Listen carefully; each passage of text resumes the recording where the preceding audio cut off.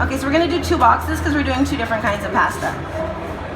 So this is not gluten pasta, which means that it's made with rice, white rice, brown rice, quinoa, and corn.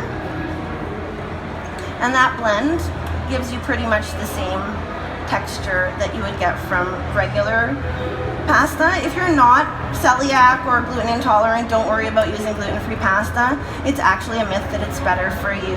It's better if you just get some nice whole wheat pasta, some of the nice spinach pasta, something like that, because there's not as much nutrients in gluten-free products, unfortunately.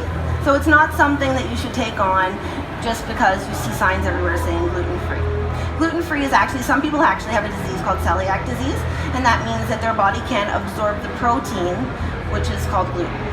And so that's how come I'm making a lot of gluten-free stuff, is just because you know how peanut allergies sort of came up and everyone's like, oh, there's nut intolerance. Everybody takes nut intolerance very seriously because people have EpiPens, and you know, if they eat any peanuts, then they're automatically having a reaction. But the thing is with gluten-free is it's exactly the same thing. People have the same reactions.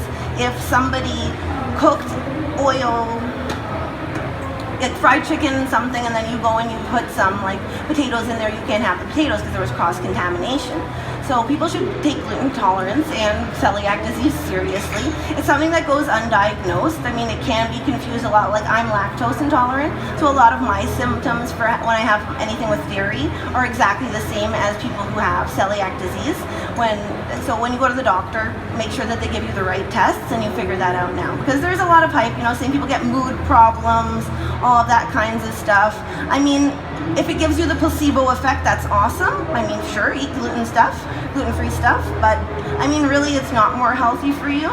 It's just celiac disease and gluten intolerance is something that people really need to be aware of.